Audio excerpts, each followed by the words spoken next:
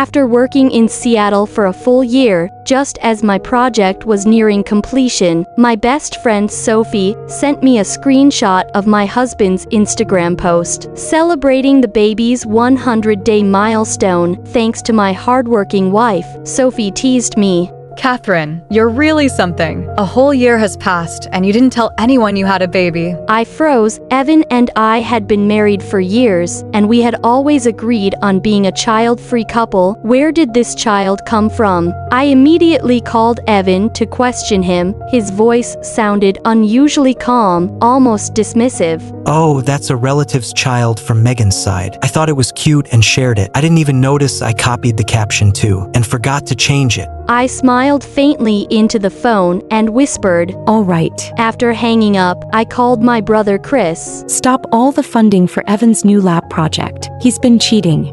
I'm filing for divorce." After finishing up the last bits of work, I didn't even bother packing my bags.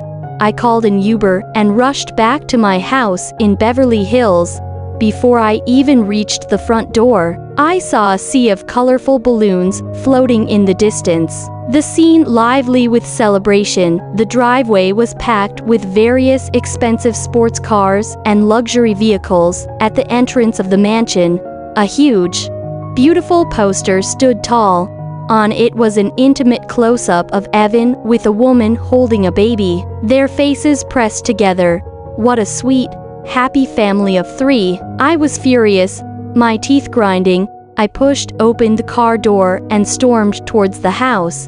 But before I reached the door, a security guard in uniform stopped me. "Ma'am, may I see your invitation?" I was being asked for an invitation to my own home. I gave him a cold stare. He eyed me warily, as though I was a common trespasser. "Today is the 100-day party for Mrs. Morris, CEO of Morris Group's son. For safety reasons, everyone must present an invitation to enter." Morris Group's CEO? That's me. When my brother took over the family business, he insisted on giving me the title of CEO. He's the chairman, and I'm the CEO. How come I didn't know I had a son all of a sudden? Seeing me stunned, the security guard grew impatient. "Sorry, no invitation, no entry.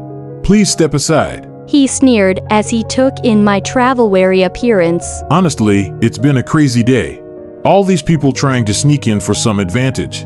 Don't even know what their place is." I barely held back my anger, trying to explain patiently. "I'm Catherine Morris, the owner of this house.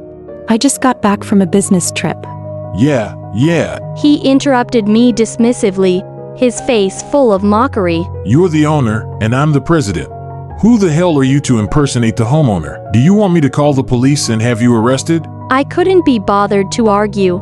I took out my phone, pulled up the property deed photo from my gallery, and shoved it in his face. But all he did was glance at it, his expression growing even more disdainful. "Ha! You think you can pretend to be the homeowner with just a stolen document photo? I bet you're after money. Crazy." With that, he pressed his walkie-talkie. "Someone's causing trouble at the front gate. Send a few people to remove this crazy woman." Soon, a few house assistants dressed in matching uniforms came running from the yard. The security guard was grinning as he looked at me. "Still not leaving? You'll regret it soon." I sneered. The leader of the group was Richard, the old butler. He had worked here for years. And there's no way he didn't recognize me.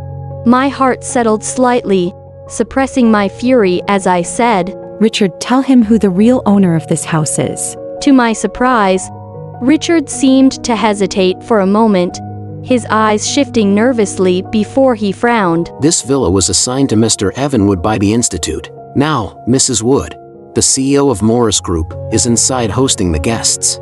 Please leave immediately." As he spoke, two burly men rushed out from behind and grabbed my arms roughly, attempting to drag me out. That was the last straw. I shouted at Richard, my voice filled with fury. "Richard, 3 years ago, your son got into trouble with the mafia over illegal gambling. And it was me who paid off his debts and saved his life. You dare say you don't know me?" Richard's forehead broke out in cold sweat. his face turning pale as he gritted his teeth and said, Yes, I remember perfectly.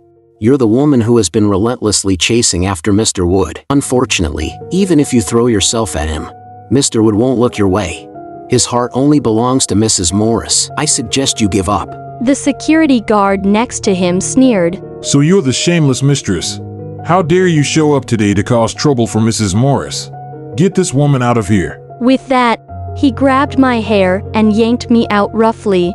I lifted my leg in pain and delivered a hard knee to his crotch. He groaned in agony. Curling up in pain, I seized the opportunity to break free from his grip. Damn it, you must have a death wish. He yelled furiously and raised his fist to strike me.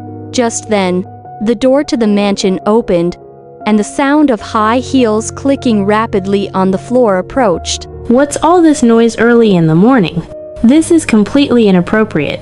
Megan said, frowning, walking over with an unhappy expression. It's my son's party today. What on earth are you all doing here making a scene?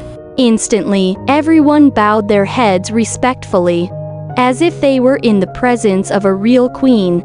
The security guard who had hit me retracted his fist and stepped forward, smiling obsequiously. Mrs. Morris, you arrived just in time. This crazy woman insists she's the owner of the house and is trying to force her way in. Even Richard the butler has exposed her, and she still won't leave. She even dared to assault a security officer. No, attack the security personnel. Megan raised her chin arrogantly, glancing at me sideways. I met her gaze directly, and with a single glance, I clenched my fists tightly. The ruby necklace around her neck and the matching earrings, those were my coming-of-age gift from my brother, Chris, on my 18th birthday. Because I was always immersed in my lab work and didn't care for such lavish jewelry, I kept them locked in my personal safe at home. Even Evan didn't know the password. How could she be wearing them? I took a deep breath, almost grinding my teeth as I spat out the words. Where's Evan? Tell him to come out and face me. Slap. Megan slapped me across the face with a loud crack, sneering. Who do you think you are, calling my husband's name? Get lost before I call the police. Today is my son's special day, and I don't want to deal with trash like you in public. Her perfectly manicured nails scraped across my cheek, stinging painfully. My eyes bloodshot with anger, I shouted. I am his legal wife. Laughter erupted around me, and it was clear no one believed my words. I widened my eyes, desperately scanning the crowd. After Evan and I married, his mother, Mary, had always lived with us. Over the years, I treated her as my own mother, and if she came out, she could prove my identity. Mary. My eyes lit up as I rushed toward the familiar figure, but before I could even touch her sleeve, she shoved me hard. I stumbled and fell heavily onto the cement ground, my forehead slamming into the edge of a flower bed. Damn, that hurt. Before I could get up, I heard Mary's sharp voice. Who gave you permission to call me that? My son doesn't have a wife like you. I looked up at her in shock. There was Evan's mother, tightly guarding Megan, and next to her stood a nanny holding a baby.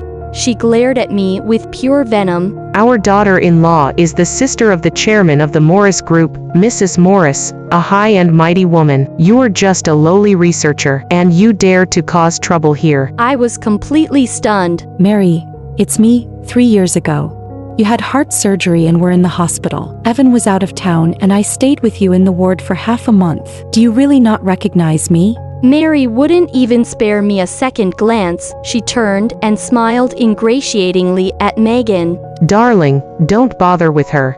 This woman has always been trying to climb higher, clinging to Evan. Don't worry, I know exactly what kind of man Evan is, and he would never look at someone like her. The only Mrs. Evan in our family is you. Let me get someone to deal with her now.